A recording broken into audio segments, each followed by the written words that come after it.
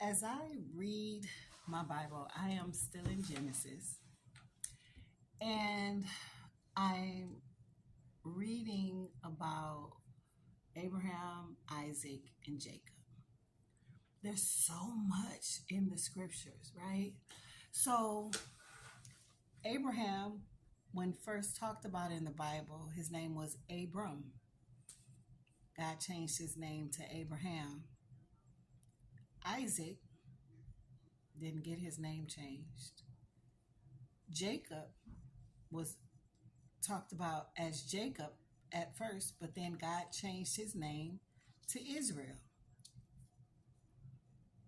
Why didn't Isaac get his name changed? What was going on with that? What did God what did he do? What didn't he do? Why what didn't Isaac get another name?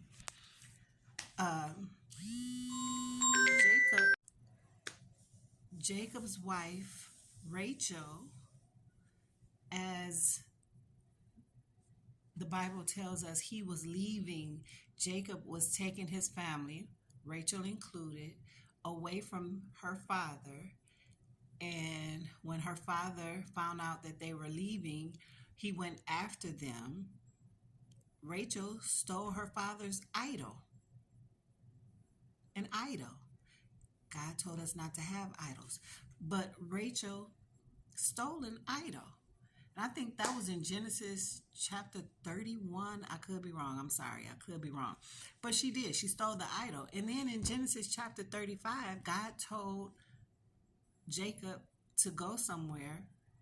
He told, um, Jacob told everybody, out of obedience, Jacob told everybody that was with him, get rid of your idols, get rid of everything, get rid of them. I think about God hates idols. He told us not to have any other God, that he is it. But they had idols, they had gods, they had false gods with them. They were living with them. Yet God still spoke to Jacob, changed his name even, was still in his life, still blessed him. And so I just been thinking about that. Now the Bible doesn't give intricate details about the stuff that I'm thinking about. I'm just thinking about it. But what I'm understanding is it doesn't matter what your life looks like to people. It doesn't matter. I can go through that Bible and the things that the Bible doesn't say, I can come up with my own story. I can come up with my own reasons why this happened, why this didn't happen. I can do that. But it doesn't matter what I think. It doesn't matter what I come up with. What matters is God loved Abraham, Isaac, and Jacob.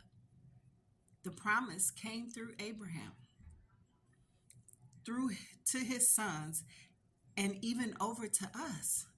So it doesn't matter what I say or what I think or how I try to figure their lives out, what they did, why didn't this happen, or whatever. The Bible clearly says about all three of them that God spoke to them and they moved in obedience.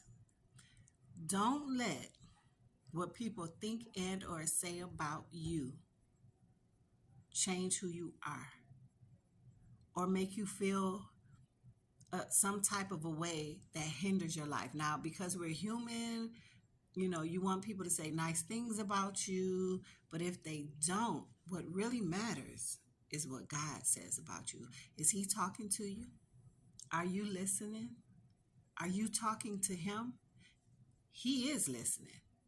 So it doesn't matter. I can look at you and tell your whole story and be totally and completely wrong. But God knows. God knows. Everybody's going to have something to say. Everybody. All the time. They're going to have something to say. You got something to say about somebody when you look at them and you try to tell their story. Don't make it true just because you say it. What's true is what God says. So you make sure that God is pleased with you. You make sure that you are walking towards God, that you are following Him as He is talking to you by moving in obedience and doing good. Listen, y'all, don't praise me. Praise God who gives it to me to share with you. I love you.